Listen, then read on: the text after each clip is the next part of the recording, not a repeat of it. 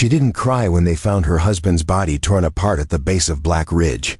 She only cried when Hassan told her the grizzly was still hunting near her cabin.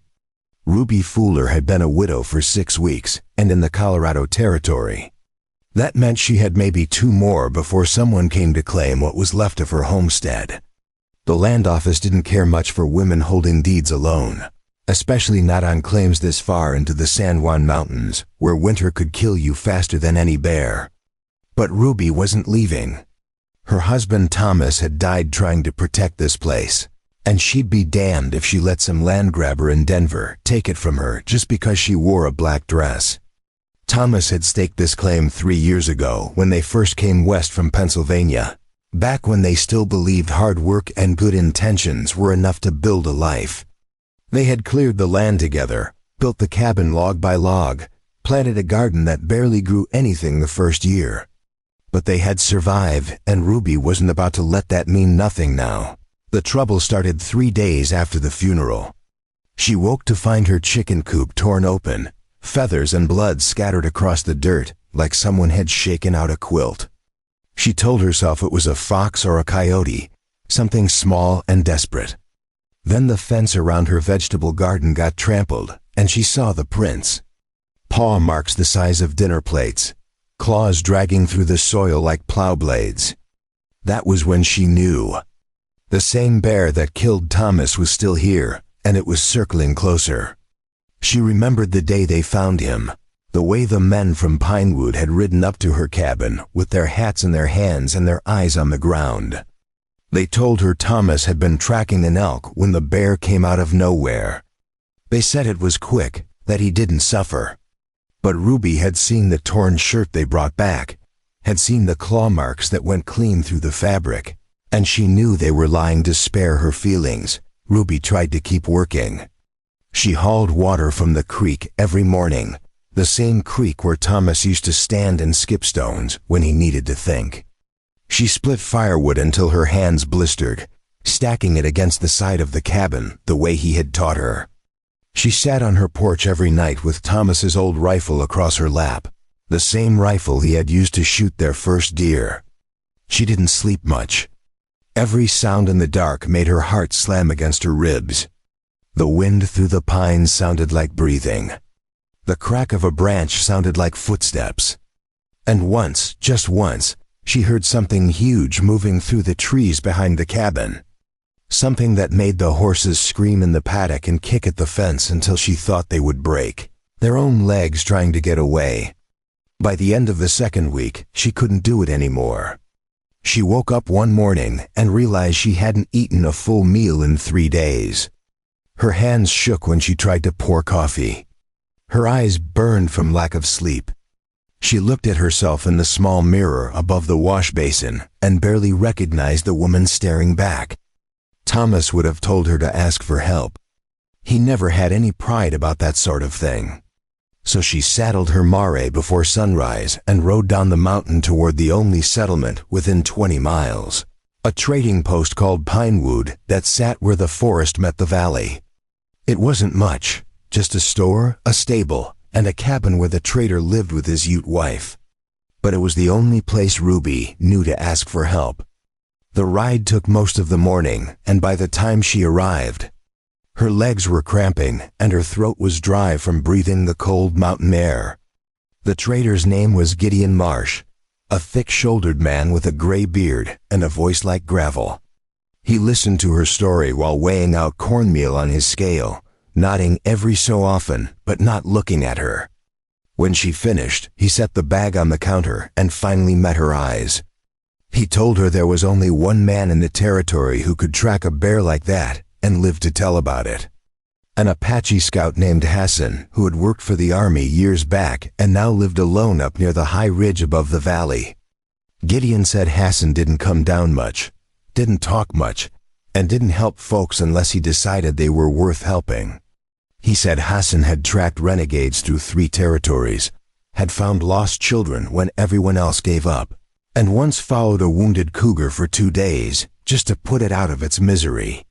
But he also said Hassan had walked away from the army after some bad business down south, And nobody really knew what he did up in those mountains now. Ruby asked where she could find him.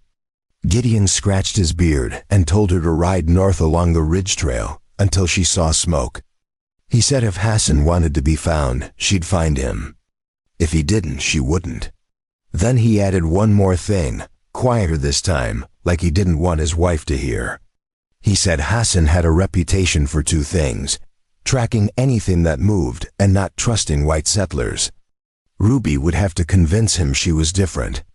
Ruby bought supplies with the last of her money, flour and beans and a small tin of coffee, and tied the sack to her saddle. She asked Gideon if he thought Hassan would help her.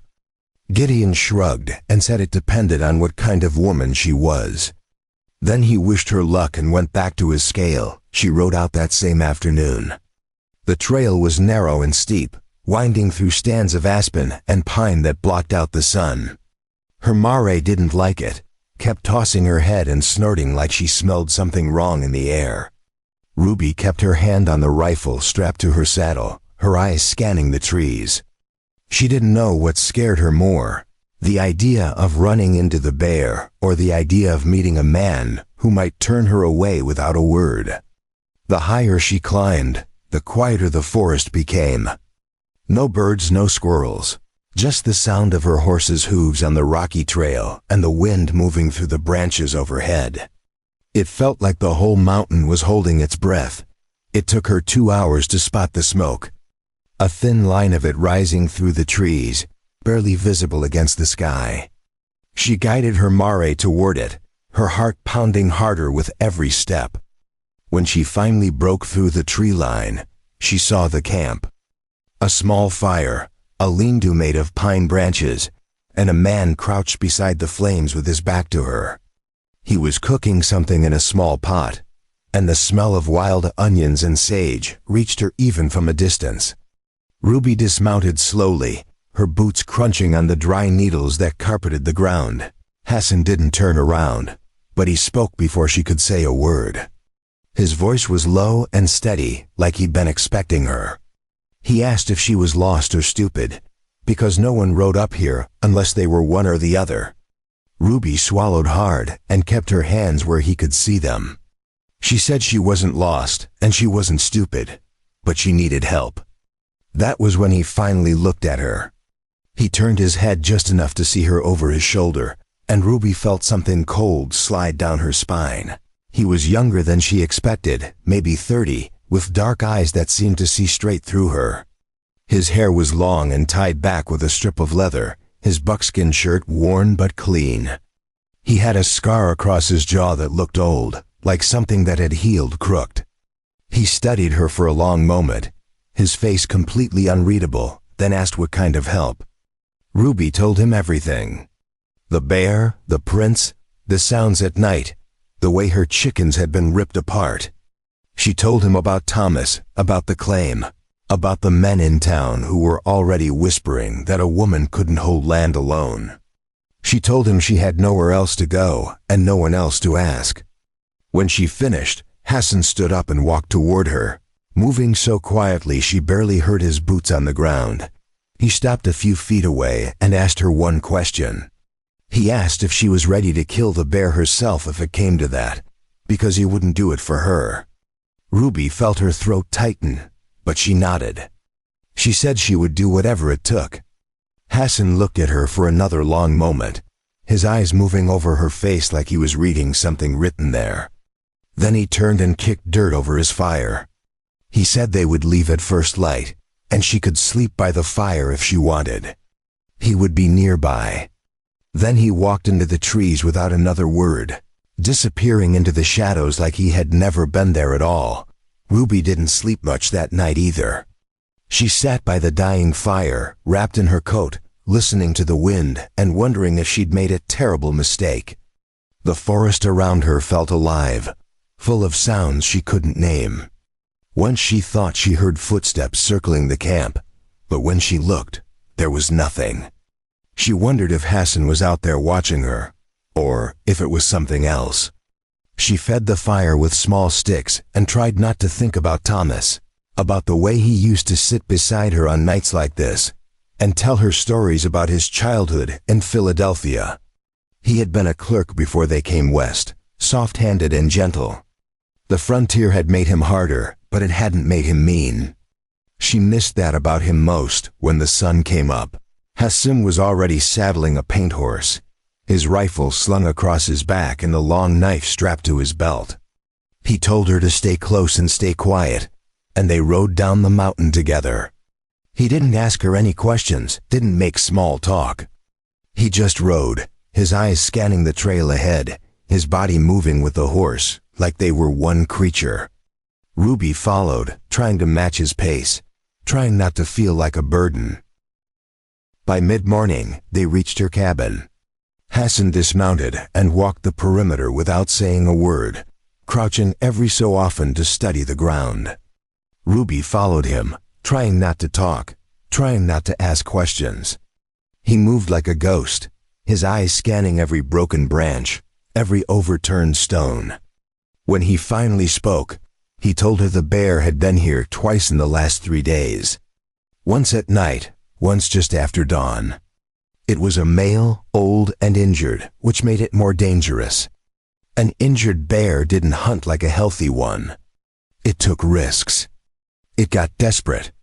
He showed her a tree where the bark had been torn away, claw marks gouged deep into the wood. He said the bear was marking territory, claiming this place as its own. Ruby felt her stomach twist. She asked if he thought it would come back. Hassan looked at her and said it already had. He pointed toward the barn, where the door hung crooked on its hinges. He said the bear had been inside, probably looking for food. Ruby's hand started shaking. She hadn't been in the barn since yesterday morning. Hassan told her to stay where she was, then walked toward the barn alone. Ruby watched him go, her heart hammering in her chest. She noticed the way he moved, low and cautious, his hand resting on the handle of his knife. She wondered how many times he had walked into danger like this, calm and certain, like fear was something that happened to other people. She waited, her heart hammering in her chest. The seconds felt like hours. Then Hassan came back out, his face unreadable. He told her the bear had torn through her grain sacks and knocked over a water barrel. It was looking for easy food, which meant it would keep coming back until it found something worth staying for. Ruby asked what they should do. Hassan looked toward the tree line, then back at her. He said they would set a trap, but it would take time. And if the bear came before they were ready, she would have to trust him completely. Ruby nodded, even though she wasn't sure what trusting him meant. She had trusted Thomas, and he was dead. She had trusted the land office to honor her claim, and they were already circling like vultures. But Hassan didn't seem like a man who made promises he couldn't keep. That afternoon, Hassan walked her through the plan. They would move her horses into the paddock closer to the cabin where she could see them from the porch. They would hang strips of dried meat high in the trees near the barn to draw the bear in from a distance. And they would build a platform in the loft of the barn where they could wait with rifles, high enough to stay out of reach but close enough to get a clear shot. Ruby listened, trying to ignore the way her hands wouldn't stop shaking. Hassan noticed. He told her fear was good, but panic would get her killed. She needed to breathe and think, not just react. He said panic made people stupid, and stupid people died in the mountains. They worked until sunset, hauling wood and rope, checking sight lines, testing the ladder to the loft. Hassan barely spoke, but Ruby found herself watching him more than she meant to. The way he moved, the way he listened to the forest like it was talking to him. He didn't waste a single motion, didn't second-guess himself. She wondered what it would be like to feel that sure of anything. Thomas had been kind and steady, but he had never been fearless. Hassan wasn't fearless either, she realized. He was just someone who had learned to live with fear and not let it make his decisions. When the light started to fade, Hassan told her to go inside and eat something. He would take the first watch from the porch. Ruby wanted to argue, but the look in his eyes stopped her. She went inside, heated up a pot of stew, and brought him a bowl without asking if he wanted it. He took it without looking at her, his eyes fixed on the tree line. She sat on the step below him, her rifle across her lap, and they waited together in the growing dark. The air smelled like pine and cold earth. Somewhere in the distance, an owl called. Ruby realized it was the first time since Thomas died that she didn't feel completely alone. The first sound came just after midnight. A low huffing noise from somewhere past the barn, like something breathing hard through its nose. Ruby's whole body went rigid. Hassan didn't move, but his hand slid to his rifle. The huffing came again, closer this time, followed by the crack of a branch. Ruby's breath caught in her throat. Hassan leaned forward slightly, his eyes narrowing. Then he whispered, so low she almost didn't hear him.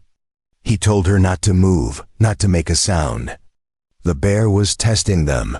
They sat frozen for what felt like an hour. The huffing circled the cabin, moving from the barn to the paddock, to the woodpile, and back again. Ruby could hear her own heartbeat pounding in her ears. Then, finally, the sound faded into the trees. Hassan exhaled slowly and told her it was gone for now. But it would be back. Maybe tomorrow, maybe the next night. They had to be ready. The next morning, Hassan climbed up to the loft to check the shooting platform. Ruby stayed below, organizing the ammunition and trying to keep her hands busy. She heard him moving above her, his boots creaking on the old boards. Then he called down to her. He told her to come up and test the position, make sure she could see the approach from the tree line. Ruby climbed the ladder, her legs shaky from exhaustion and fear.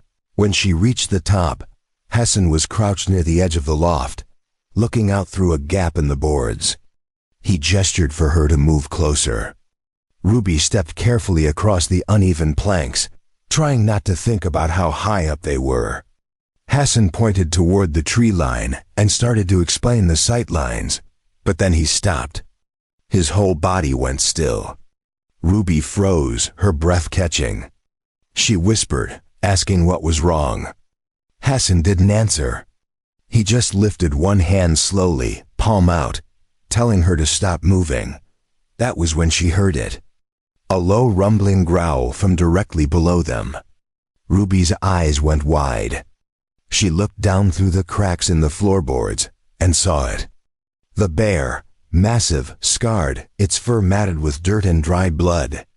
It was standing in the barn, right beneath them, its head swaying back and forth as it sniffed the air. Ruby's heart stopped. The bear was inside. It had come back early, and they were trapped in the loft with no way down except the ladder, which was right where the bear was standing. Hassan's hand moved to his knife. His eyes locked on Ruby's, and he mouthed two words. "Don't breathe." Ruby pressed her hand over her mouth, trying to silence the sound of her own panic. The bear huffed again, louder this time, and took a step toward the ladder. Its claws scraped against the dirt floor, a sound like metal on stone. Ruby felt tears burning in her eyes. The bear was coming up. It knew they were there. Hassan moved so slowly it didn't even look like movement. He reached for his rifle, his fingers closing around the stock. But the bear heard it. The click of metal. It roared, a sound so loud Ruby felt it in her bones, and then it reared up on its hind legs. Its front paws slammed against the ladder, shaking the entire loft. Ruby stumbled backward, her boot catching on a loose board. She lost her balance and fell, her hand reaching out for anything to grab. Hassan lunged forward and caught her wrist, pulling her toward him just as the board beneath her gave way. For a split second, Ruby hung in the air, half over the edge, staring down into the open jaws of the bear. It roared again, its teeth yellow and broken, its eyes wild with rage and hunger. Hassan's voice cut through the chaos, low and steady. He told her to move toward him, slowly, one step at a time. Ruby couldn't breathe, couldn't think. The bear swiped at the air beneath her, its claws close enough that she could feel the rush of wind. Hassan pulled her closer, his grip iron tight on her wrist. He said it again, his voice calm and certain. "Move to me slowly." Ruby's fingers closed around Hassan's forearm as he hauled her back onto solid planking, her boots scraping against splintered wood. Below them, the grizzly dropped back to all fours with a thud that shook dust from the rafters. Its breath came in wet snorts, and Ruby could smell it now. A thick stench of rot and wild fur, and something else she couldn't name. Hassan pulled her against the back wall of the loft, his body between her and the edge, his rifle already coming up to his shoulder. He whispered one word. "Wait." The bear circled below, its massive head swinging back and forth as it tried to locate them through scent and sound. Ruby pressed her spine against the rough barn wall, her heart slamming so hard she thought it might crack a rib. Hassan's breathing was slow and controlled, his eyes tracking every movement the animal made.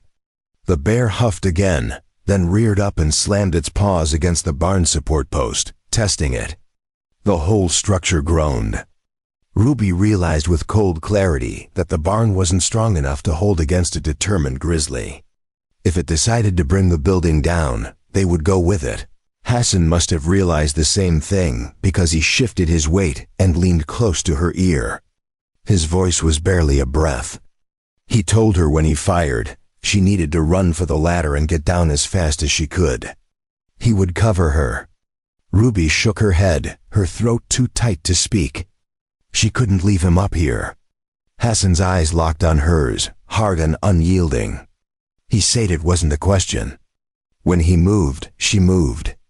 That was the only way they both survived. The bear dropped back down and started pacing, its claws clicking against the packed dirt floor. It was thinking, Ruby realized. Planning. The thought terrified her more than the roaring had. This wasn't just a mindless animal. It was hunting them with intent. Hassan raised the rifle an inch, sighting down the barrel through a gap in the floorboards. Ruby held her breath. The bear moved into position, its scarred shoulder visible through the crack. Hassan's finger touched the trigger. The shot cracked through the barn like thunder. The bear roared and lunged sideways, blood spraying from its shoulder. Hassan was already moving, grabbing Ruby's arm and shoving her toward the ladder. She stumbled forward, her legs barely working, and grabbed the top rung. Behind her, Hassan fired again. The bear screamed, a sound that didn't seem like it should come from any living thing. Ruby's boots hit the rungs, and she half climbed, half fell down the ladder. She hit the ground hard, rolled, and came up with her hands scraped and bleeding. Hassan dropped down beside her a second later, landing in a crouch.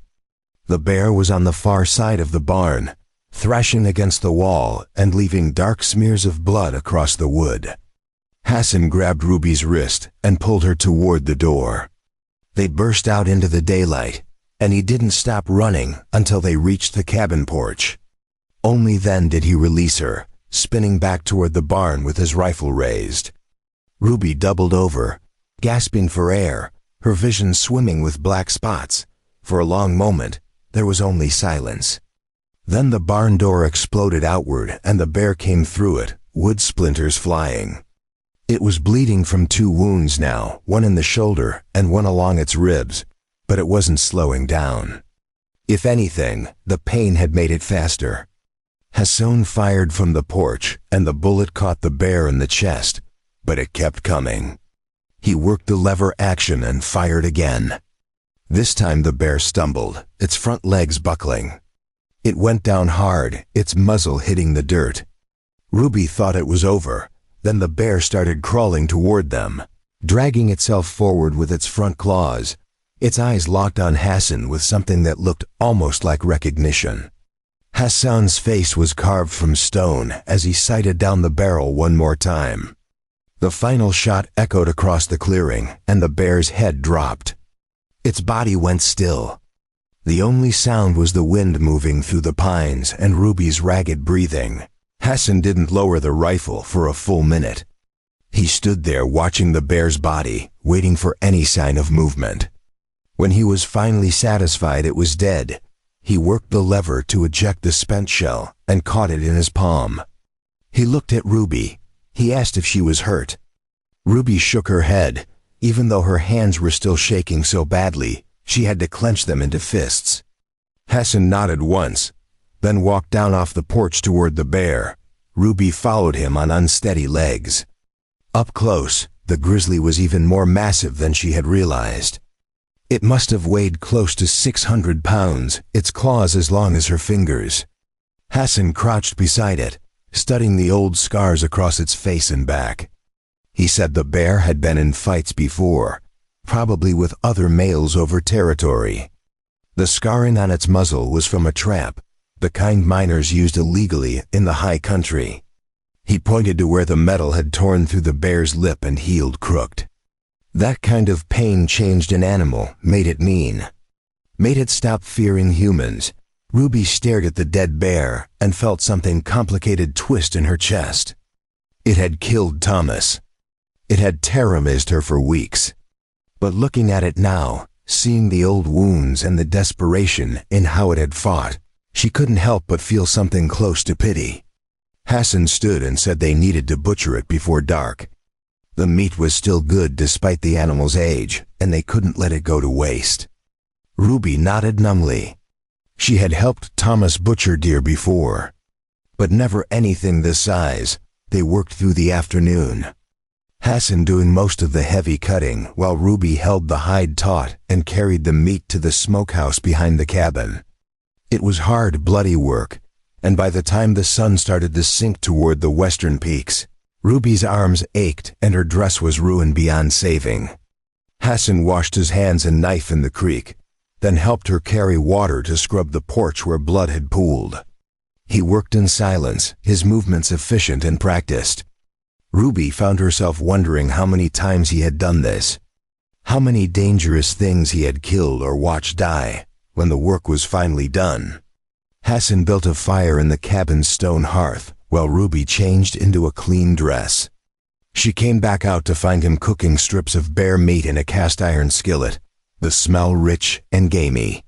He had also boiled coffee, strong and bitter the way frontier men liked it. Ruby sat across from him at the small table Thomas had built their first winter here, and they ate without talking. The silence should have been awkward, but it wasn't. It felt almost comfortable, like they had known each other longer than a single day after the meal. Hassan stood and said he would sleep in the barn tonight to make sure no other predators came sniffing around the butchered carcass. Ruby opened her mouth to protest, then closed it. She knew better than to argue. Instead, she asked if he wanted to take a blanket. Hassan looked at her for a moment, something unreadable crossing his face, then nodded. Ruby fetched one of Thomas's old wool blankets from the chest at the foot of her bed and handed it to him. Their fingers brushed as he took it, and Ruby felt a small shock run up her arm. Hassan thanked her quietly and walked out into the night. Ruby stood in the doorway watching him cross the yard, his rifle slung over one shoulder and the blanket tucked under his arm. She wanted to call him back, wanted to say something, but she didn't know what. So she closed the door and bolted it, then stood there for a long time with her forehead pressed against the rough wood. That night, Ruby dreamed of the bear. But in the dream, it wasn't trying to kill her. It was trying to tell her something, its mouth moving but no sound coming out. She woke before dawn with her heart racing and the taste of fear still bitter on her tongue. She dressed quickly and went outside to find Hassan already awake, crouched by the remains of the bear with his knife out. He was cutting something from its neck, and when he stood up, Ruby saw what it was. A thick leather collar, old and rotted, with a rusted chain still attached. Ruby stared at it. She asked what it meant. Hassan turned the collar over in his hands, examining the way it had grown into the bear's fur over time. He said someone had kept this bear captive once, probably when it was younger. Maybe a mining camp or a traveling show. The bear had escaped, but the collar had stayed, cutting deeper as the animal grew. That constant pain would have made it unpredictable, aggressive. It would have associated humans with suffering. Ruby felt sick.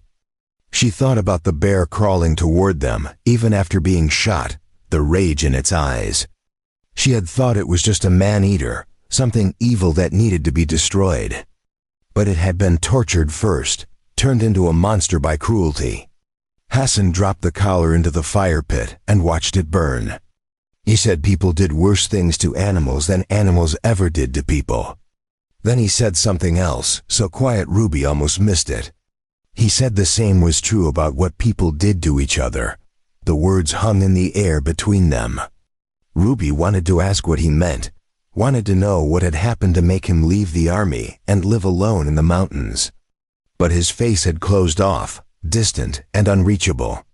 So instead she asked what happened now. The bear was dead. Was he leaving? Hassan looked at her, his dark eyes unreadable in the early morning light. He said the bear wasn't the only problem she had. Someone had put that collar on the animal to begin with, and there was a good chance whoever it was had turned it loose near her property on purpose.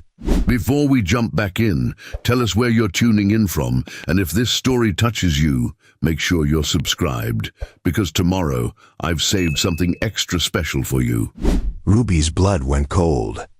She asked who would do something like that. Hassan said the same kind of person who wanted a widow off her land. The kind who didn't mind if she got killed in the process. Ruby's mind raced. She thought about the men in town, the ones who had smiled at Thomas's funeral and asked her how long she thought she could manage alone. She thought about the land office clerk who had made it clear he expected her to sell within the month. And she thought about Conrad Voss, the mining company owner who had tried to buy their claim twice before Thomas died. Thomas had always refused, said the water rights were too valuable to sell. After his death, Voss had sent a man to the cabin to make another offer. Ruby had sent him away. She told Hassan about Voss, about the mining operation he ran north of her property, about the way he had been buying up claims all along the ridge. Hassan listened, his expression darkening. He asked if Voss had been around when the bear attack started. Ruby thought back. The first dead chicken had been the morning after Voss's man came to the cabin. She had been too grief-stricken to notice the timing then, but now it seemed too convenient. Hassan stood and kicked dirt over the fire. He said they were riding to Pinewood to ask some questions. Ruby started to object, but Hassan cut her off. He said if someone had tried to kill her once, they would try again. The only way to stop it was to find out who and make them regret it. Ruby felt something cold and hard settle in her chest. She nodded and went to saddle her horse. They rode into Pinewood just after noon. The settlement was quiet. Just a few men standing outside the trading post and a woman hanging laundry behind one of the cabins. Gideon Marsh was on his porch when they arrived, and his eyes widened when he saw Hassan. He asked if the bear was dead. Hassan said it was, then asked where they could find Conrad Voss. Gideon's expression changed. He said Voss was at his mining camp, but that it wasn't a good idea to go up there uninvited. Hassan asked why not. Gideon glanced at Ruby, then back at Hassan. He said Voss had hired a crew of hard men to work his claims, the kind who didn't ask questions and didn't mind getting their hands dirty. There had been rumors about other homesteaders who refused to sell, about accidents that happened in the night. But nobody could prove anything, and the territorial marshal was 3 days' ride away. Hassan's jaw tightened. He thanked Gideon and turned his horse north. Ruby followed, her heart pounding. The mining camp was a collection of tents and rough structures built into the side of a hill. Ruby could hear the sound of pickaxes and shovels before she saw the camp itself. When they rode into the clearing, the work stopped. Men straightened up from their digging and turned to stare. Ruby counted at least a dozen of them, all rough-looking and sun-darkened. Hassan's hand rested on his rifle, casual but ready. A man emerged from the largest tent, tall and well-dressed compared to the miners around him. Conrad Voss. He smiled when he saw Ruby, a cold expression that didn't reach his eyes. He said he was sorry to hear about her husband, that it was a terrible tragedy. Ruby didn't respond. Voss's gaze shifted to Hassan, and his smile faded slightly. He asked what brought them to his camp. Hassan didn't waste words. He asked if Voss had been keeping a grizzly bear in a collar. Voss's expression didn't change, but something flickered behind his eyes. He said that was a strange question. Hassan said it was a simple one. Yes or no? The miners had stopped pretending to work now. They were all watching, their hands moving toward tools that could double as weapons. Voss laughed, a sound with no humor in it.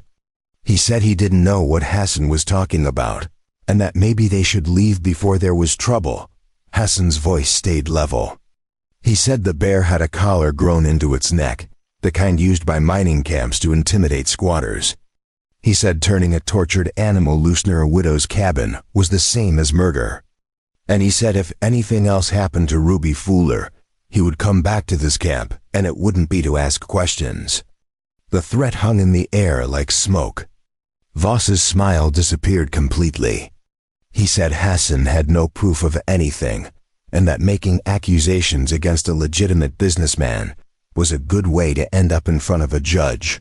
Hassan stared at him for a long moment, then turned his horse. Ruby followed, her hands gripping the reins so tight her knuckles were white. They rode out of the camp in silence, and Ruby didn't breathe easy until they were back in the trees. She asked Hassan if he believed Voss was behind it. Hassan said he knew he was. Ruby asked how. Hassan said because Voss hadn't asked which bear they were talking about. They rode back to the cabin as the sun started to set, painting the mountains in shades of gold and purple. Ruby's mind was churning. If Voss had tried to kill her once, he would try again. Hassan had made that clear. And now they had confronted him directly, which meant he knew they were onto him. She asked Hassan what they should do. Hassan said they should expect company, probably soon. Ruby felt her stomach drop. That night, Hassan didn't stay in the barn. He stayed on the porch with his rifle, watching the tree line. Ruby tried to sleep but couldn't. Every sound made her jump. She finally gave up and made coffee, bringing a cup out to Hassan. He took it without looking at her, his eyes never leaving the darkness beyond the firelight. Ruby sat beside him on the porch step. She asked him why he was helping her. He could have left after killing the bear. This wasn't his fight. Hassan was quiet for so long Ruby thought he wasn't going to answer. Then he said he had seen what happened when powerful men decided they wanted something, and there was no one to stop them. He had worked for the army, had been ordered to track people who were only trying to protect their homes. He had done it because it was his job, and he had been good at it. But after a while, he couldn't stomach it anymore. So he left, and he swore he wouldn't stand by and watch it happen again. Ruby looked at him in the firelight, at the scar on his jaw and the weight he carried in his eyes. She asked what happened to the people he had tracked. Hassan's expression didn't change, but his voice got quieter. He said most of them were killed or forced onto reservations. He said he still saw their faces sometimes when he closed his eyes. Ruby didn't know what to say to that, so she just sat with him in silence, drinking bitter coffee and watching the stars wheel overhead. Just before dawn, they heard it. The sound of horses moving through the trees, trying to be quiet and failing. Hassan stood smoothly, his rifle coming up. He told Ruby to get inside and bar the door. Ruby's heart kicked into a gallop, but she shook her head. She picked up Thomas's rifle from where it leaned against the cabin wall. She said this was her home, and she wasn't hiding while someone tried to take it. Hassan looked at her, something like respect flickering across his face. Then he nodded and moved to the corner of the porch where he would have a clear line of sight on anyone approaching. The horses came closer. Ruby could see movement now between the trees, dark shapes resolving into riders. 3 of them, maybe 4. They stopped just at the edge of the clearing, still half hidden in shadow. One of them called out, his voice rough and unfamiliar. He said Ruby should come out and talk. They had a business proposition for her. Hassan's voice cut through the darkness before Ruby could respond. He said anyone who came closer would be leaving on a stretcher. There was a moment of silence. Then one of the riders laughed, a mean sound. He said they weren't afraid of one Indian with a rifle. Hassan's response was calm.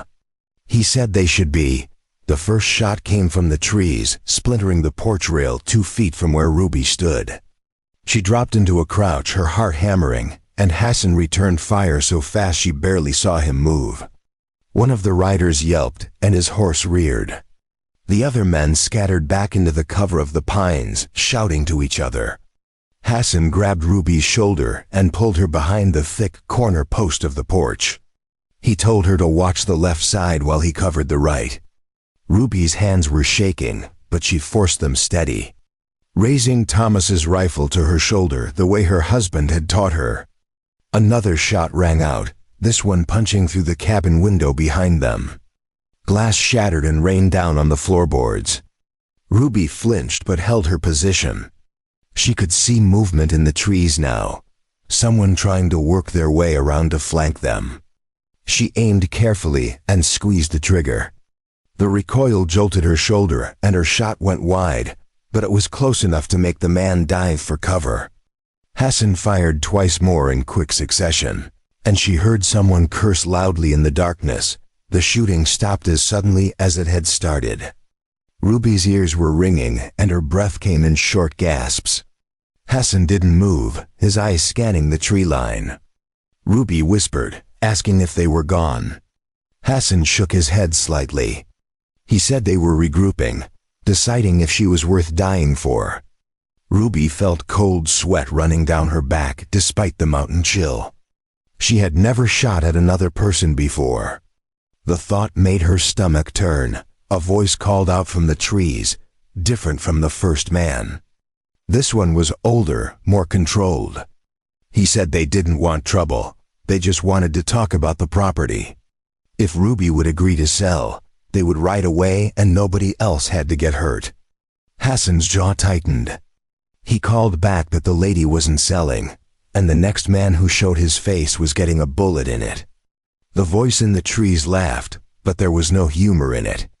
He said Hassan was just one man and he couldn't watch her forever. Ruby's mind raced. The man was right. Even if they survived tonight, Voss would just send more men. She couldn't live like this, waiting every night for another attack. She looked at Hassan and said they needed to end this. Hassan met her eyes and nodded slowly. He said there was one way to do that, but it meant going after Voss directly. Ruby asked what he had in mind. Hassan told her they needed proof that Voss was behind the attacks, something solid enough to bring to the territorial marshal. Without it, this would never stop. Before Ruby could respond, she heard the sound of breaking glass from inside the cabin. Her head whipped around and she saw orange light flickering through the broken window. Fire.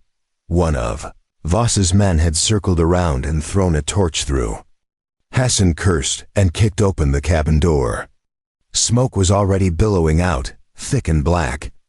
Ruby's wedding quilt was burning on the bed, flames spreading fast across the dry wood floor. Hassan ran inside and Ruby followed without thinking. The heat hit her like a wall. Hassan was already beating at the flames with a blanket, trying to smother them before they reached the roof beams. Ruby grabbed her water bucket and threw it on the bed, but it wasn't enough. The fire was spreading too fast.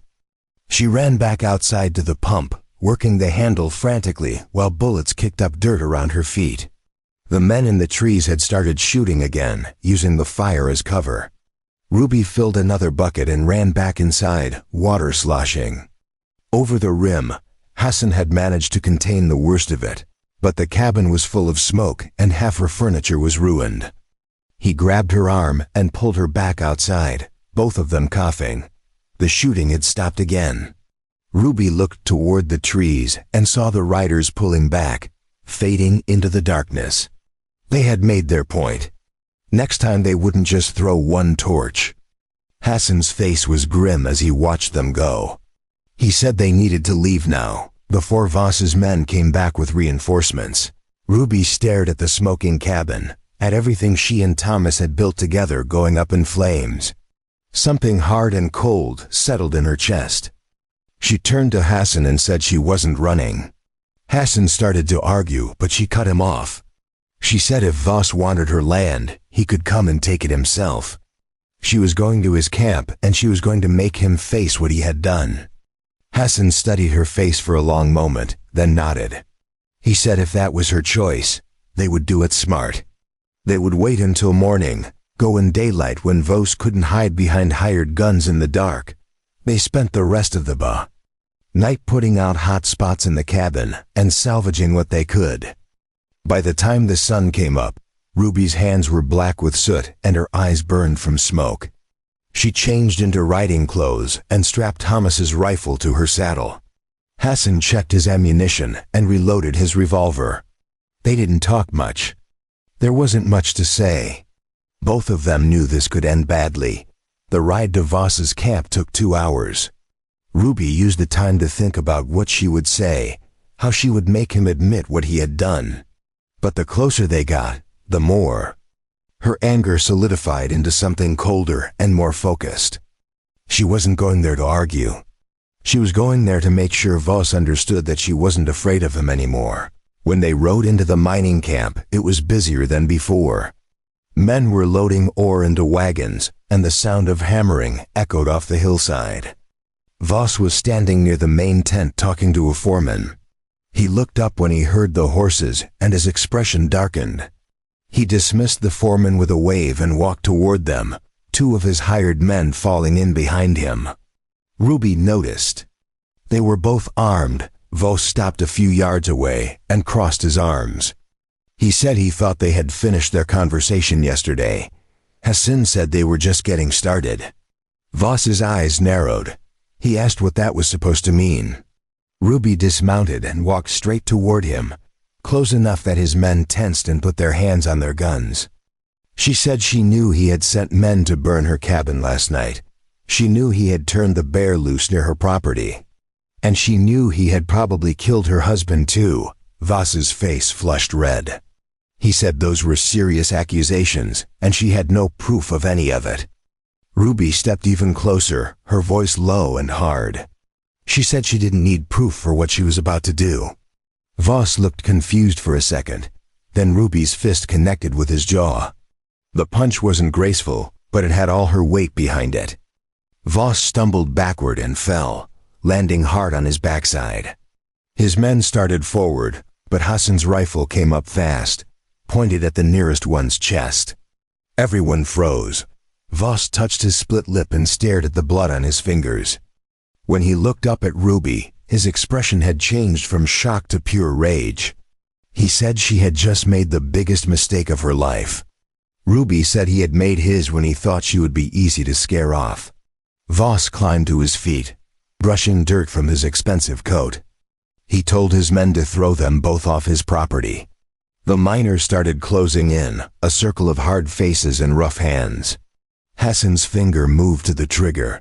That was when they heard the sound of more horses approaching. Everyone turned to look as a group of riders came up the trail from Pinewood.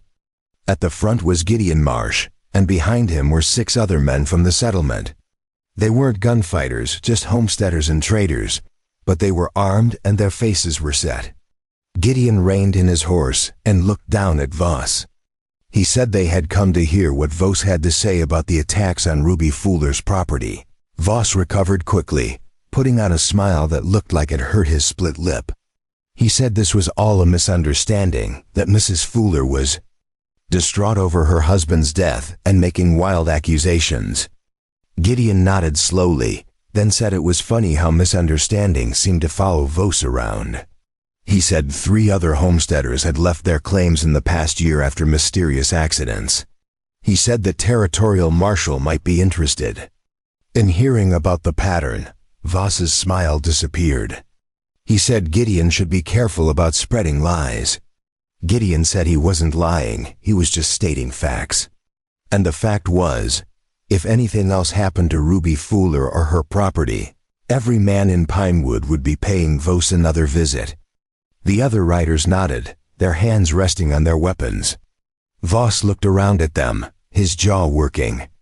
Finally, he said he didn't have time for this nonsense and turned to walk away. Hassan's voice stopped him. He said there was one more thing. Voss turned back, his eyes dangerous. Hassan reached into his saddlebag and pulled out the rotted leather collar they had cut from the bear's neck. He tossed it at Voss's feet. He said they found that on the grizzly that killed Thomas Fuller. He said the bear had been tortured, starved, and then turned loose near Ruby's cabin. He said only one person in this territory kept bears in collars, and that was the mining company that used them to scare off claim jumpers. Voss stared at the collar. For just a second, his mask slipped and Ruby saw something ugly underneath. Then he collected himself and said anyone could have put that collar on a bear. Hassan said that was true. But he also said one of Voss's miners had been seen in Pinewood 3 days before the first attack, bragging about a special job he had done for good pay. The man had said something about finally putting that old bear to good use. Gideon confirmed it, said he had heard the man himself. Voss's face went pale, then red again.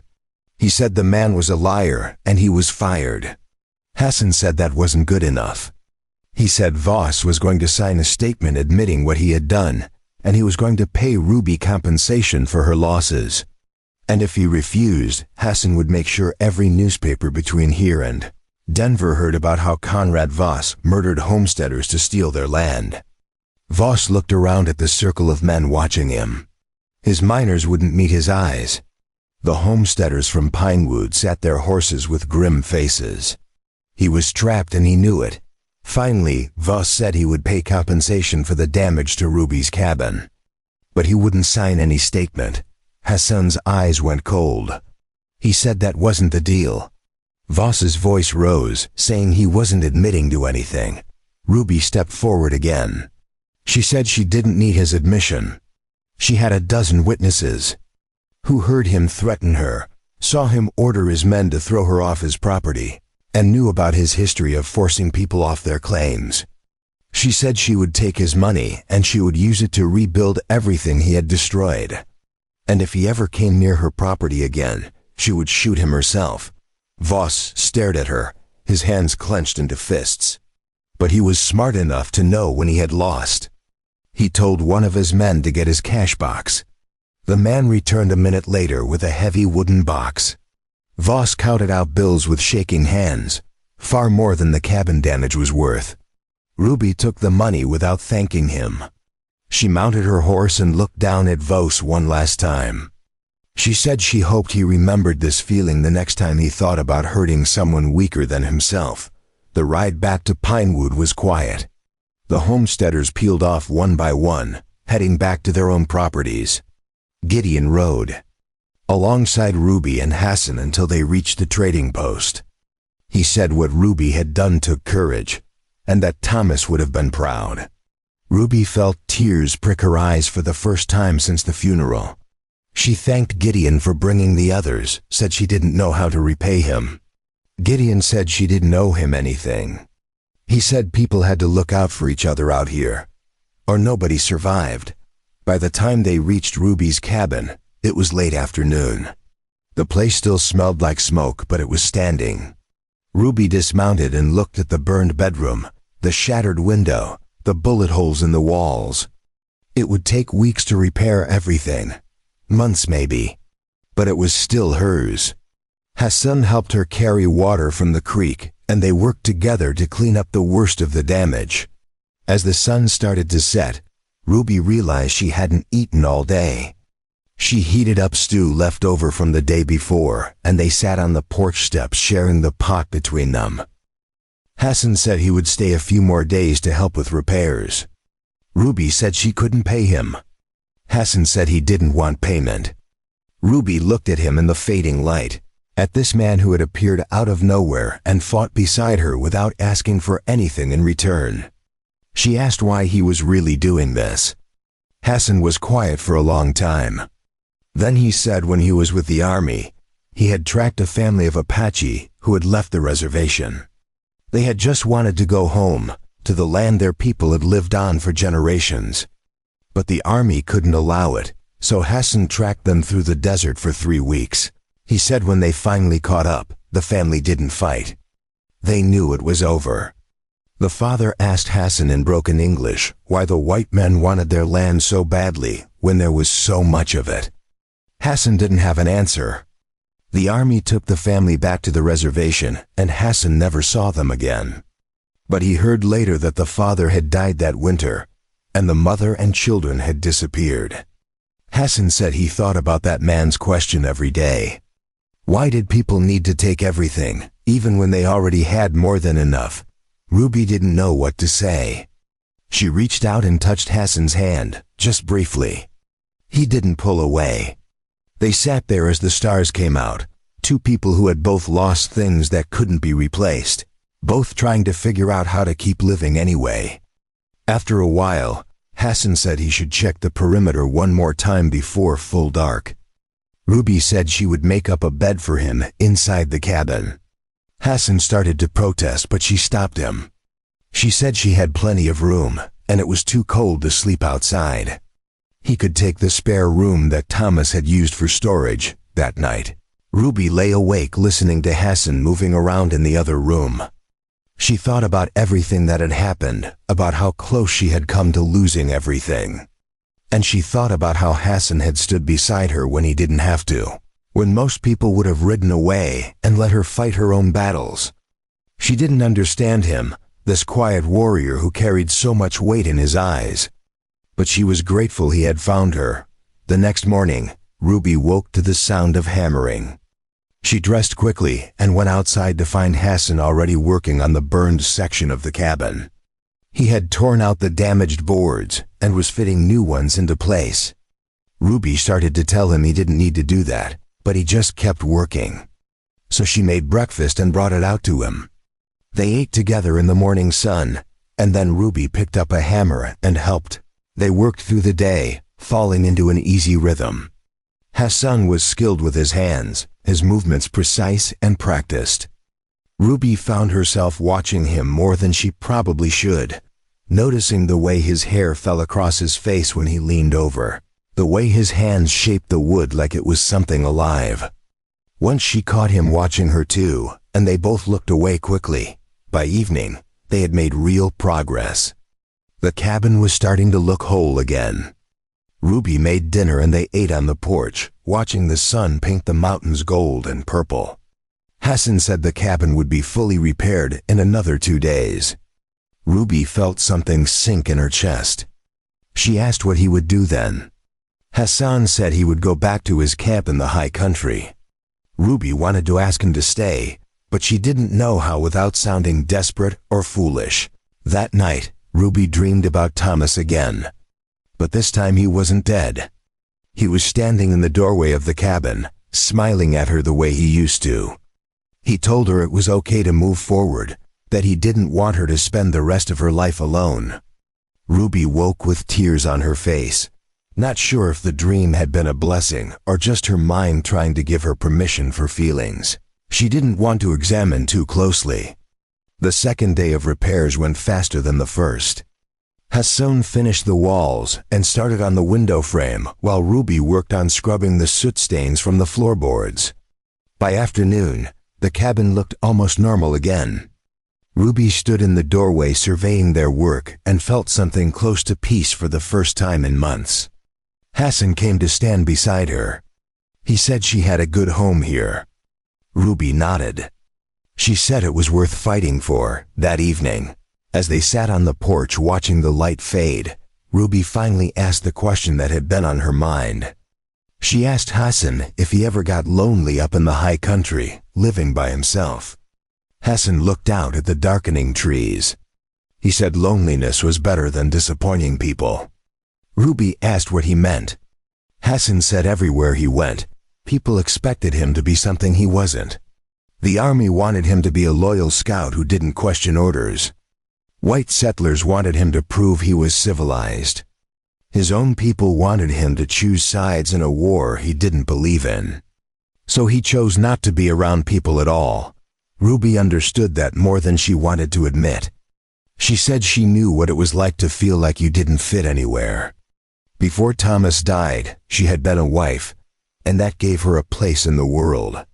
Now she was just a widow, something in between, not really part of anything. Hassan looked at her and said she was wrong. He said she was someone who stood her ground when powerful men tried to take what was hers. She was someone who punched a mining baron in the face. That was something real, something that mattered. Ruby laughed despite herself. Her hand still hurt from hitting Voss. She said she didn't know what had come over her. Hassan said he did. He said she had decided she was tired of being afraid. Ruby thought about that. He was right. Something had changed in her during the fight with Voss. She had stopped thinking about what she might lose and started thinking about what she was willing to do to keep it. The third morning, Hassan finished the last repairs to the cabin. The work was done. Ruby made coffee, and they drank it slowly, neither one wanting to acknowledge what came next. Finally, Hassan said he should get back to his camp. Ruby nodded and said she understood. But when he stood to leave, she followed him to his horse. Preparing and narrating this story took us a lot of time, so if you are enjoying it, subscribe to our channel. It means a lot to us now. Back to the story. She said she wanted to thank him properly for everything he had done. Hassan said it wasn't necessary, but Ruby insisted. She went back into the cabin and returned with Thomas's rifle. She held it out to Hassan. She said it was the best weapon she had, and she wanted him to have it. Hassan shook his head immediately. He said he couldn't take her husband's gun. Ruby said Thomas would have wanted someone to use it who would appreciate it. She said Hassan had done more for her than anyone else had, and she wanted him to have something to remember her by. Hassan looked at the rifle, then at Ruby. Something passed between them. Something neither one said out loud. Finally, he took the rifle and said he would take care of it. Ruby smiled, and for a moment, neither of them moved. Then Hassan mounted his horse and rode away toward the high country without looking back. 3 weeks passed before Ruby saw Hassan again. She had settled into a routine of work and survival, repairing the last of the damage from the fire, tending her garden, and watching the tree line every evening as the sun went down.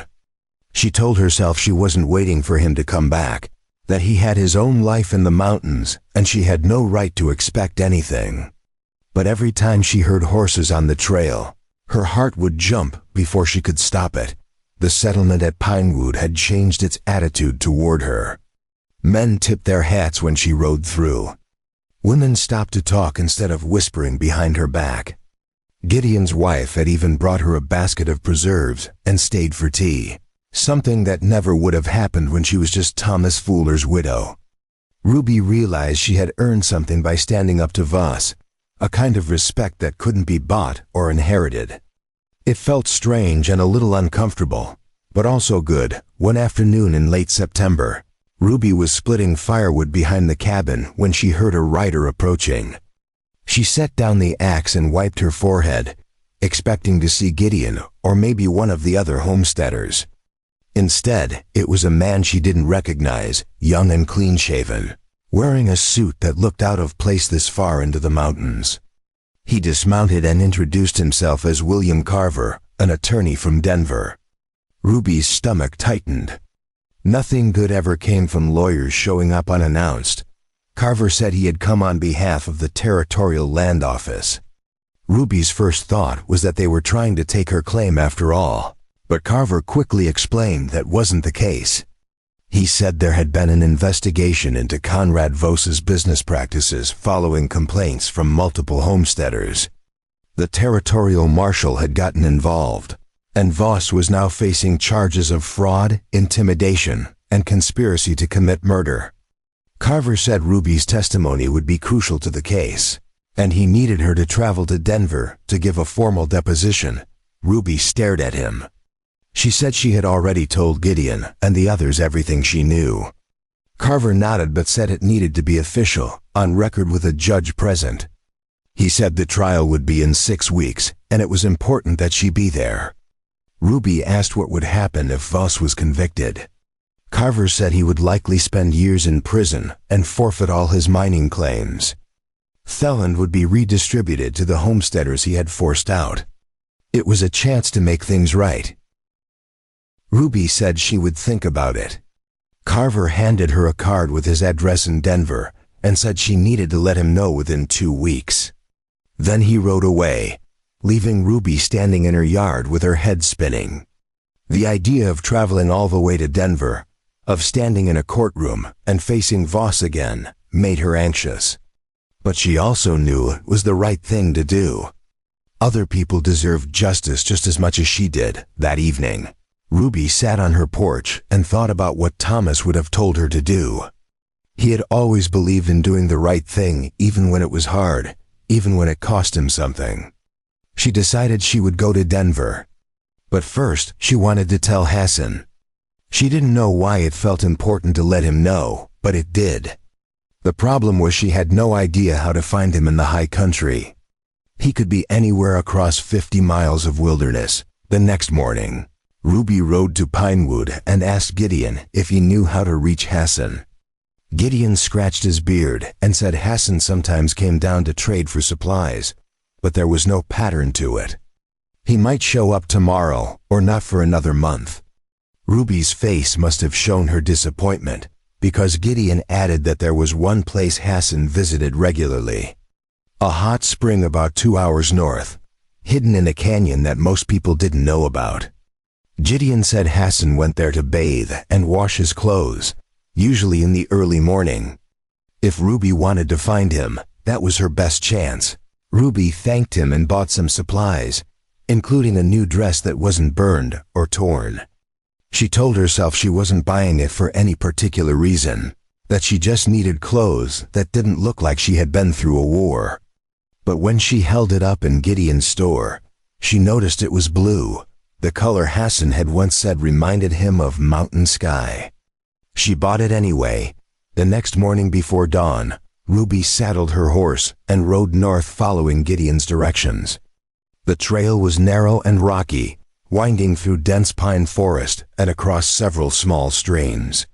She almost missed the turn that led down into the canyon, a gap between 2 boulders that didn't look like a path at all. But when she guided her horse through it, the canyon opened up below her, a hidden valley with steam rising from a pool of water at its center. Hassan was there, just as Gideon had said he might be. He was standing in the shallow end of the spring, water up to his waist, his long hair loose and wet down his back. Ruby's breath caught. She should have announced herself, should have called out, but for a moment she just sat on her horse watching him. He moved through the water with easy grace, cupping it in his hands to wash his face and chest. The early morning sun caught the drops as they fell, turning them into scattered diamonds. Then Hassan turned and saw her. For a second they just stared at each other across the distance. Ruby felt heat rise in her face. She dismounted quickly and called out an apology, said she didn't mean to intrude. Hassan didn't look embarrassed or angry, just surprised. He asked what she was doing here. Ruby said she needed to talk to him about something important. Hassan nodded and said to give him a moment. He waded to the edge of the spring where his clothes were laid out on the rocks and pulled on his buckskin shirt. Ruby turned away to give him privacy, her heart hammering. She heard him moving around behind her, the soft sounds of him dressing. When she finally turned back, he was decent, his hair tied back again, his eyes questioning. Ruby told him about the lawyer's visit, about the trial in Denver, about how they wanted her to testify against Voss. Hassan listened without interrupting. When she finished, he asked what she was going to do. Ruby said she was going to testify, but she was nervous about traveling alone and facing Voss again. She said she knew it was a lot to ask, but she wondered if Hassan would consider going with her. Hassan was quiet for a long moment. Ruby rushed to fill the silence, saying she understood if he couldn't, that he had already done so much for her. Hassan held up a hand to stop her. He said he would go with her to Denver. Ruby felt relief wash over her so strong it almost made her dizzy. She asked if he was sure. Hassan said he had never been to Denver, but he had heard it was growing fast. He said it might be interesting to see what the white men were building on land that used to belong to the Ute and Arapaho. There was something sharp in his voice when he said it, but Ruby understood. Cities were built on top of other people's homes. They agreed to leave in 3 days. That would give Ruby time to arrange things at her cabin and Hassan time to prepare for a long journey. As Ruby mounted her horse to leave, Hassan said one more thing. He said Denver was different from the mountains, full of people who judged by appearances. He asked if Ruby was prepared for how people might react to seeing her travel with an Apache.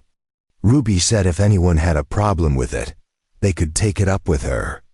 Hassan's mouth twitched in what might have been a smile. The 3 days passed quickly.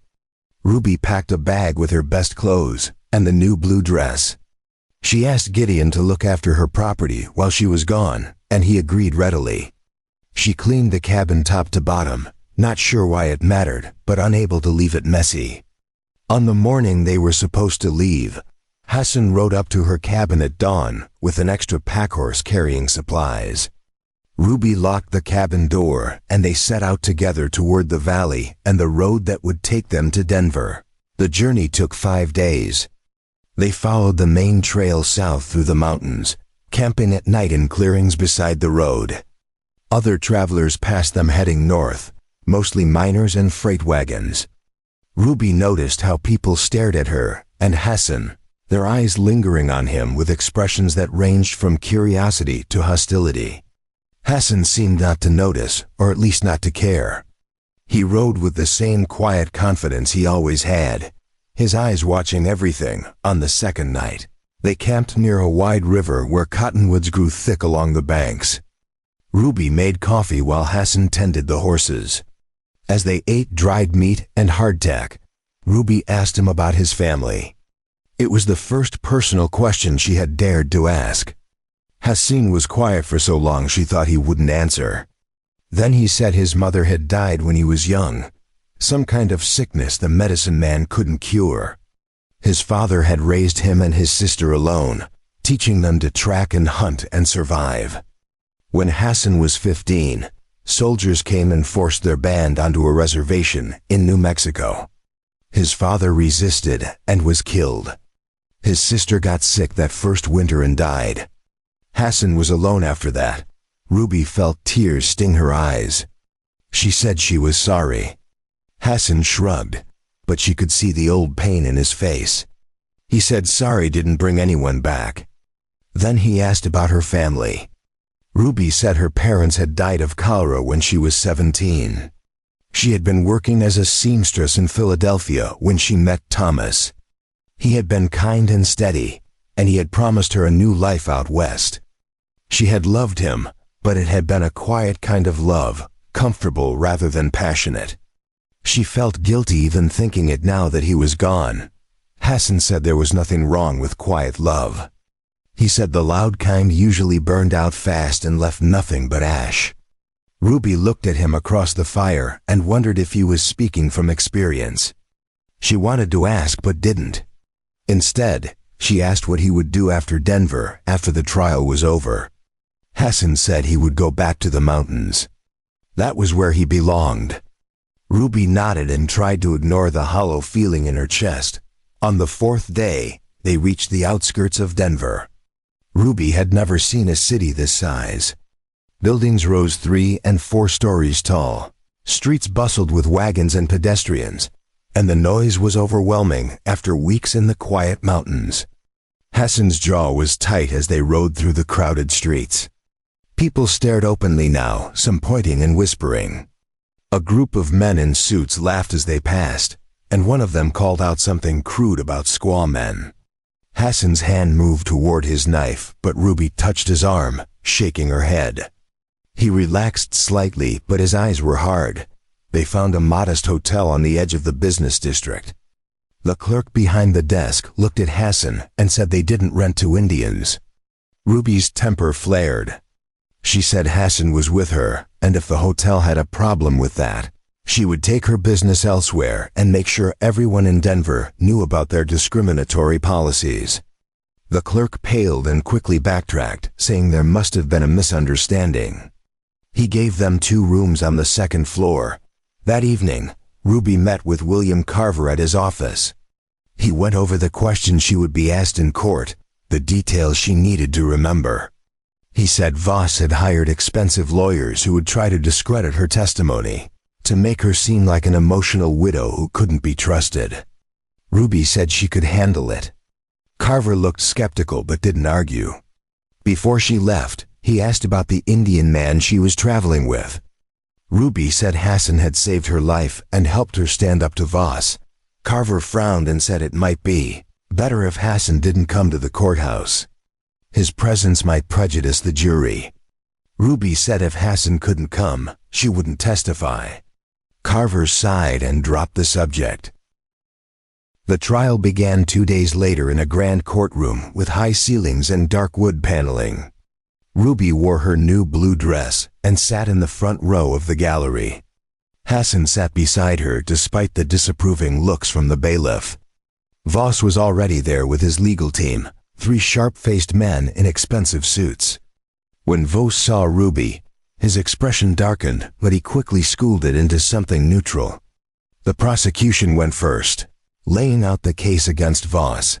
They called witnesses who testified about losing their land, claims after mysterious accidents. They presented documents showing Voss had purchased the abandoned properties for pennies on the dollar. They brought in the miner who had bragged about releasing the bear, a scared young man who admitted Voss had paid him $50 to turn the animal loose near Ruby's cabin. The miner said Voss had told him the bear would either kill the widow or scare her off her land. Either way, Voss would get what he wanted. When it was Ruby's turn to testify, she walked to the witness stand with her head high. The prosecutor asked her to describe what had happened, and she told the whole story. The dead chickens, the sounds at night, finding the bear in her barn. She described how Hassan had tracked the animal and killed it, and how they had found the collar embedded in its neck. She talked about the men who came to burn her cabin, about confronting Voss at his camp. Her voice never wavered. Then it was the defense's turn. Voss's lead attorney was a silver-haired man with a voice like honey and eyes like a snake. He asked Ruby if she had been distraught after her husband's death. Ruby said of course she had. He asked if grief might have made her see threats where there were none. Ruby said the bullet holes in her cabin wall were real enough. He asked if she had any proof that Voss was personally involved in the attacks. Ruby said she had the testimony of his own employee. The attorney shifted tactics. He asked about Hassan, calling him Ruby's Indian companion in a tone that made it sound indecent. He asked if Ruby was aware that Hassan had deserted from the army. Ruby said Hassan had honorably left military service, which wasn't the same thing. The attorney asked if she thought it was appropriate for a widow to be traveling alone with a man who wasn't her husband. Ruby felt her face heat. She said what she did was none of the court's business as long as she was telling the truth about Voss. The attorney smiled like he had scored a point. He said grief and improper relationships could cloud a person's judgment. Ruby stood up in the witness box, her hands gripping the railing. She said the only improper thing happening here was a rich man trying to steal land from people who couldn't fight back. She said Voss had killed her husband as surely as if he had pulled a trigger, and she wouldn't let this court pretend otherwise. The judge banged his gavel and told Ruby to sit down and control herself.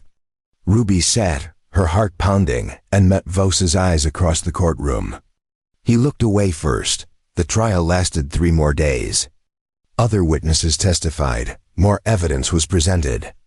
The defense tried to paint Voss as a legitimate businessman being persecuted by jealous competitors. But the weight of evidence was too much.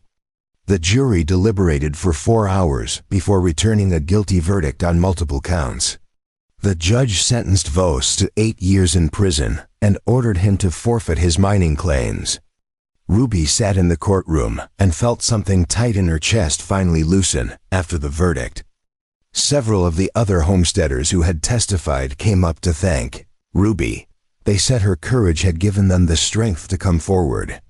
One woman, older than Ruby with gray in her hair, hugged her tight and said she had gotten justice for her own husband, who died under mysterious circumstances on his claim. Ruby hugged her back and cried for the first time since Thomas's funeral. That evening, Hassan found Ruby sitting on a bench outside the courthouse watching the sun set behind the mountains in the distance. He sat beside her without speaking. After a while, Ruby said they could go home now. Hassan nodded. She asked if he was glad he came. Hassan said he was glad to see Voss get what he deserved. Then he said something else, so quietly Ruby almost missed it. He said he was glad Ruby had asked him to come with her, that these past weeks traveling together had been good. Ruby turned to look at him. The setting sun lit his face, making his dark eyes warm. She said the weeks had been good for her too. Better than good. Hassan met her gaze, and something passed between them, something they had both been avoiding for weeks. Ruby thought about the defense attorney's questions, about propriety and what people expected from a widow. Then she thought about how little she cared what people expected anymore. She reached out and took Hassan's hand.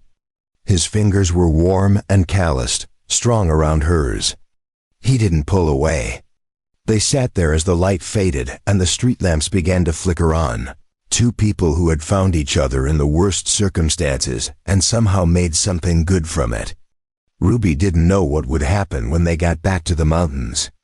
She didn't know if Hassan would stay or go back to his solitary life in the high country. But for now, in this moment, it was enough to sit beside him and feel like she wasn't alone. The next morning, they began the journey home. The trip back felt different than the trip down, lighter somehow despite the same hard miles. They talked more, sharing stories about their lives before they met. Hassan told her about tracking a cougar through a snowstorm for 3 days, about finding a lost child in the wilderness and carrying her back to her family. Ruby told him about learning to sew in Philadelphia, about the first time she had seen the Rocky Mountains and thought they looked like something from a dream. On the last night before they reached Ruby's cabin, they camped beside a small lake that reflected the stars like a mirror. After dinner, Hassan asked Ruby what she was going to do now that Voss was gone. Ruby said she was going to keep working her claim, maybe expand the garden and get more chickens. She said she was going to live the life Thomas had wanted for them.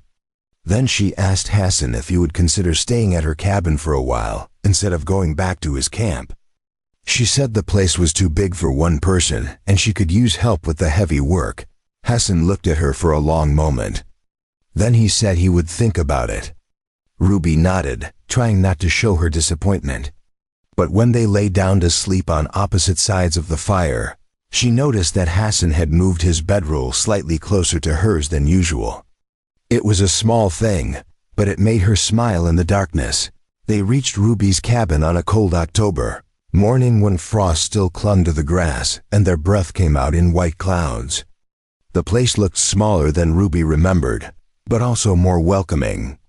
Smoke curled from the chimney, which meant Gideon had kept the fire going like he promised. Ruby felt a surge of gratitude for neighbors who looked out for each other. Hassan helped her unload the pack horse, carrying her bag inside while she went to check on the livestock.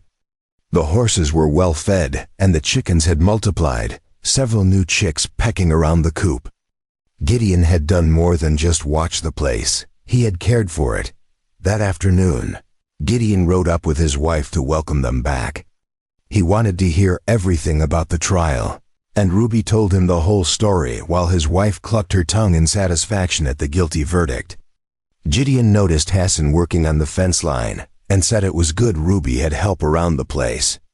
His wife gave Ruby a knowing look that made her blush, but neither of them said anything improper.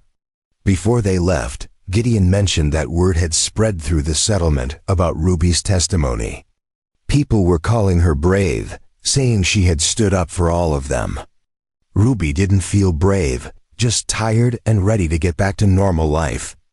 Gideon also mentioned that 2 families who had lost their claims to Voss were already planning to return, that they wanted to meet Ruby and thank her personally. The thought made her uncomfortable, but she understood why it mattered to them. Over the next few days, Hassan stayed at the cabin helping with repairs and winter preparations. He fixed the sagging barn door, restacked the woodpile properly, and showed Ruby how to smoke meat so it'd last through the cold months. They fell into an easy routine, working side by side during the day and sitting by the fire in the evenings. Ruby noticed that Hassan never mentioned leaving, and she didn't ask. She was afraid if she brought it up, it would remind him that he had his own life waiting in the mountains. But the question hung between them, unspoken but present in every shared meal and quiet evening. One evening about a week after they returned, Ruby was making stew when Hassan came in from checking the horses. He had been quiet all day, more than usual. Ruby asked if something was wrong. Hassan sat down at the table and said he had been thinking about what she asked before, about staying at the cabin. Ruby's heart started beating faster, but she kept stirring the pot, trying to look casual. Hassan said living in one place wasn't something he was used to, that he had spent years moving from camp to camp. But he also said the past few weeks had shown him that maybe being alone wasn't as important as he thought it was. He said when he was in the mountains by himself, he had convinced himself that solitude was freedom. But now he realized it had just been another kind of prison. Ruby set down the spoon and turned to face him. She said he didn't have to decide anything right now, that he could stay as long as he wanted and leave whenever he needed to.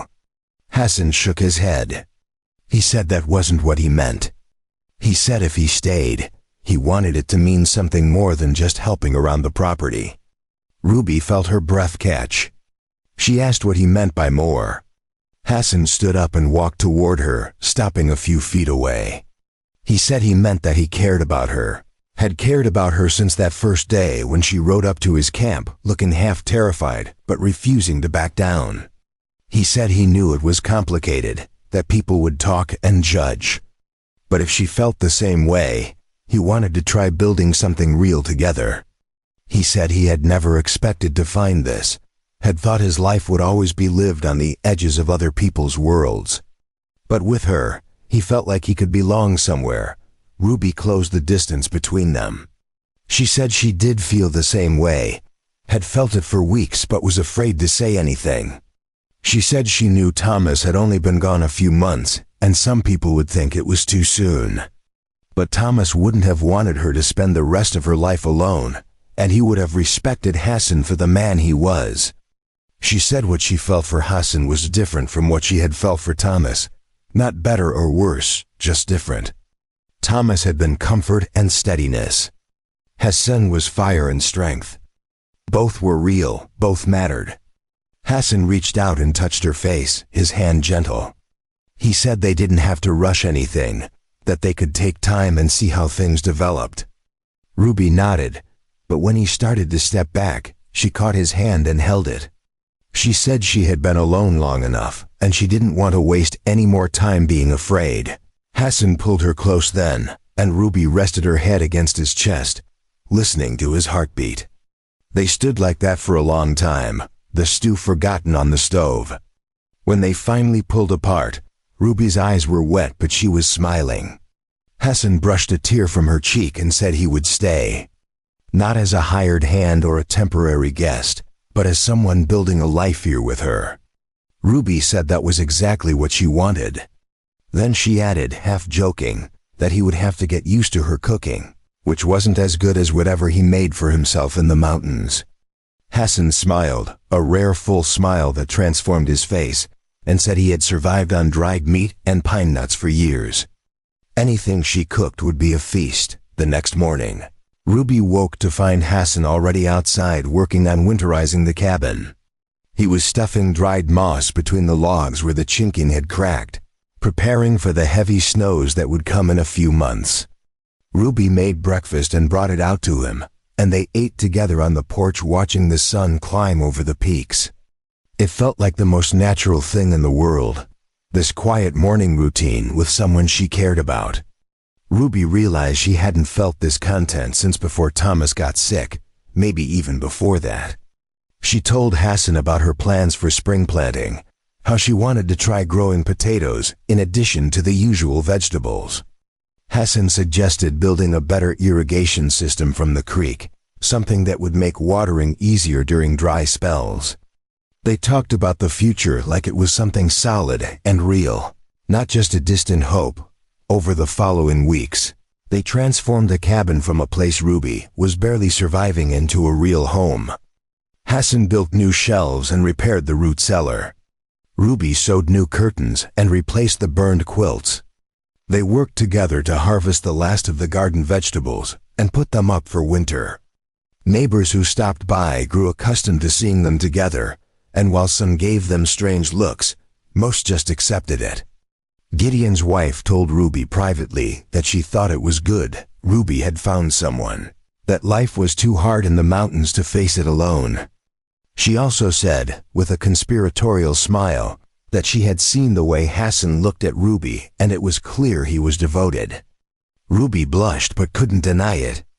The way Hassan watched her when he thought she wasn't looking made her feel seen in a way she never had before. The first snow came in early November, a light dusting that made everything look clean and new. Hassan took Ruby up into the high country to show her his old camp, the place where she had first found him. They rode through forests heavy with snow, the world quiet except for the sound of their horses' hooves and the occasional call of a crow. When they reached the camp, Hassan packed up his few remaining belongings, a beaded pouch his mother had made and a knife his father had given him. He said he didn't need the camp anymore. He had a home now. Ruby watched him carefully fold the pouch and wrap the knife, saw the reverence with which he treated these last connections to his family. She understood that by coming to live with her, he was making a choice that meant something profound. Leaving behind the last vestiges of his old life on the ride back, they stopped at the hot spring where Ruby had found him that morning weeks ago. The water steamed in the cold air, and Hassan suggested they soak to warm up before the ride home. Ruby hesitated, suddenly shy, but Hassan said he would go first, and she could come in after if she wanted. He stripped off his shirt and waded into the spring while Ruby turned away, her face hot despite the cold. After a moment, she heard him call out that the water was perfect. Ruby made a decision. She unlaced her boots and pulled off her coat, then her dress, until she was down to her underclothes. She stepped into the spring quickly before she could lose her nerve. The water was wonderfully hot against her cold skin. Hassan was on the far side of the spring, giving her space. They soaked in comfortable silence for a while, the steam rising around them. Then Hassan asked if Ruby was happy with how things had turned out. Ruby said she was happier than she had expected to be after losing Thomas. She said she felt guilty sometimes, moving on so quickly. Hassan said grief didn't work on a schedule, that there was no right or wrong way to heal. He said Thomas would probably be glad she found someone to take care of her. Ruby smiled and said Thomas would have liked Hassan, would have respected his honesty and skill. She said Thomas had always appreciated people who were genuine, who didn't hide behind false politeness. Hassan said that was a rare quality in a person. They talked more about Thomas, about the good memories Ruby had, and Hassan listened without jealousy or discomfort. He understood that honoring the past didn't diminish the present. They stayed in the spring until the sun started to set, then dressed quickly in the cold and rode home through the darkening forest. That night, Ruby cooked venison that Hassan had hunted, and they ate by the fire while wind howled outside. Hassan told her stories about growing up in the desert, about learning to track from his father and how to find water in country that looked completely dry. He told her about the songs his mother used to sing, about ceremonies he barely remembered from childhood. Ruby told him about Philadelphia, about gas lamps and cobblestone streets, and how strange it had felt to come west where everything was wild and open. She told him about her first winter in the mountains with Thomas, how terrified she had been of the cold and isolation. They talked until late, neither wanting the evening to end, both finding comfort in sharing the pieces of themselves they usually kept hidden. As winter deepened, they settled into a life together that felt both new and ancient. They were careful at first, Hassan sleeping in the spare room and Ruby in her own bed. But one night when a blizzard was raging outside and the cabin was freezing despite the fire, Ruby couldn't sleep. She got up and found Hassan awake too, feeding logs to the stove. She asked if he was cold. He said he was fine. Ruby said she wasn't, and then before she could overthink it, she asked if he would come lie beside her, just for warmth. Hassan looked at her for a long moment, then nodded. They lay together under thick quilts, Ruby's back against Hassan's chest, his arm around her waist. It was innocent and comfortable, and Ruby felt safer than she had in months. She said thank you for everything he had done, for saving her life and staying with her and not judging her for moving forward. Hassan said he was the one who should be grateful. He said she had given him a reason to stop hiding in the mountains, had shown him that he could be part of something good. Ruby turned in his arms then and kissed him, soft and tentative. Hassan kissed her back, and it felt right in a way that made Ruby's chest ache. They stayed like that for a long time, holding each other in the darkness. Neither rushing toward anything but both knowing something had shifted between them. From that night on, they shared the bed. And slowly their relationship deepened into something neither of them had expected to find. Ruby had loved Thomas with a gentle affection, but what she felt for Hassan was different, more intense and complicated. Hassan had lived alone so long he had forgotten what it was like to care about someone else's happiness more than his own. They navigated it together, making mistakes and learning as they went. Sometimes Ruby would wake crying from dreams about Thomas, and Hassan would hold her without asking questions. Sometimes Hassan would grow distant and quiet, lost in memories he couldn't share, and Ruby would give him space while making sure he knew she was there when he was ready. They learned each other's rhythms and needs, built trust through small acts of care. By Christmas, word had spread through the territory about the widow Ruby Fuller and the Apache tracker who lived with her. Some people disapproved, whispering that it wasn't proper, or that she should have waited longer to take up with another man. But most of the homesteaders who knew what she had been through supported her. They remembered how she had stood up to Voss, how she had helped bring justice for families who lost their land. That counted for more than gossip. A few people even came by the cabin to express their support, bringing small gifts or offering help with winter work. Ruby was touched by the kindness, realized that she had built something more than just a home here. She had built a community. On Christmas Eve, Gideon and his wife came by with a fresh-killed goose and stayed for dinner. It was a simple celebration, but it felt warm and right. After they left, Ruby and Hassan sat by the fire and exchanged small gifts. Ruby had sewn Hassan a new shirt from soft deerskin she had traded for in pine wood.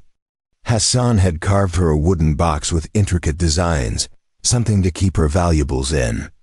Ruby cried when she opened it, touched by the care he had taken. She said it was the most beautiful thing anyone had ever made for her. Inside the box, she found something else, a small carved figure of a horse. Hassan said it was for luck, that horses brought freedom and strength. Ruby held it carefully and said she would treasure it always. As the new year arrived, they began making plans for the future. Hassan wanted to expand the horse operation, maybe breed a few quality animals to sell. Ruby wanted to plant a larger garden and possibly keep bees for honey. They talked about building an addition to the cabin, maybe even having children someday, if that was something they both wanted. It felt strange and wonderful to be planning a future again, to have hope for something beyond just surviving. Hassan said he had never thought he would have a family, had assumed that part of life wasn't meant for him. Ruby said she had thought the same thing after Thomas died. But here they were, building something neither had expected.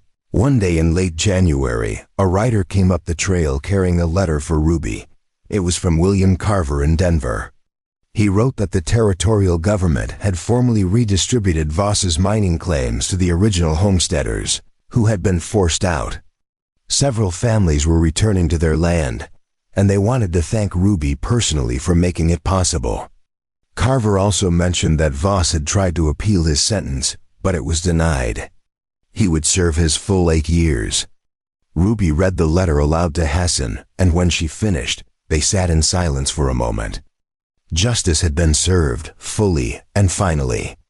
Ruby said she hoped the returning families would find peace on their land, that they could rebuild what Voss had taken from them. That evening, Ruby stood on her porch watching the sunset paint the mountains gold and crimson. Hassan came to stand beside her, and she leaned against him. She said she had been thinking about Thomas a lot lately, about how much had changed since he died. She said she thought he would be proud of how she had fought for the land he loved, and she hoped he would understand about her and Hassan. Hassan said the dead didn't judge the living, they just wanted them to be happy. Ruby thought that was probably true. She said out loud to the mountains and the sky that she hoped Thomas was at peace, wherever he was, and that she would always be grateful for the time they had together. As spring approached and the snow began to melt, new life returned to the mountains. Ruby discovered she was pregnant, a surprise that terrified and thrilled her in equal measure. When she told Hassan, his face lit up in a way she had never seen before. He knelt in front of her and pressed his forehead against her belly, and Ruby ran her fingers through his hair, overwhelmed with love for this quiet man who had saved her in more ways than one. Hassan said he would build a cradle, would make sure everything was ready. Ruby laughed and said they had months yet, but she loved his eagerness. The baby was born in October, a healthy boy with Hassan's dark eyes and Ruby's stubborn chin. They named him Thomas for the man who had first staked this land, and Dakota, meaning friend to everyone, for the heritage he would carry. When Gideon's wife came to help with the birth, she held the baby and said he was perfect, that he would grow up strong in these mountains. Ruby looked at Hassan holding their son, both of them looking amazed and terrified, and she knew that everything she had fought for had been worth it. Hassan sang softly in Apache, a blessing song his mother had sung to him. Ruby didn't understand the words, but she felt their power. Years would pass, and the territory would change. More settlers would come, towns would grow, and the wild places would shrink. But Ruby and Hassan's cabin would remain, a place where two people from different worlds had built something beautiful together, where a widow who refused to give up her land had found not just survival but love, where an Apache warrior who thought he would always be alone had discovered he could have a family after all. They would have 2 more children, a daughter who learned to track from her father, and a son who inherited his mother's fierce determination. The family would become part of the fabric of the community, respected for their hard work and integrity. On quiet evenings, Ruby would sometimes sit on the porch with Hassan and their children, watching the sun set over the peaks. She would think about that morning when she had ridden up to his camp, desperate and afraid, and how he had looked at her and decided she was worth helping. She would think about the bear and the trial and all the hard moments that had brought them here. And she would take Hassan's hand and squeeze it, grateful for every difficult step that had led to this moment of peace. Hassan would squeeze back, and they would sit in comfortable silence while their children played in the yard, their laughter carrying across the valley. The story of Ruby Fuller and Hassan became something people told around fires on cold nights, a reminder that courage could come from unexpected places and love could bloom even in the hardest soil. Some details would be embellished, others forgotten, but the core truth remained. A woman had stood her ground when powerful men tried to take what was hers, and she had found strength she didn't know she had. And a man who had been alone for too long had learned that home wasn't a place but the people you chose to build a life with. Their story became part of the mountain's memory, passed down through generations as proof that sometimes the hardest battles lead to the sweetest victories. Up next, you've got 2 more standout stories right on your screen. If this one hit the mark, you won't want to pass these up. Just click and check them out. And don't forget to subscribe and turn on the notification bell so you don't miss any upload from us.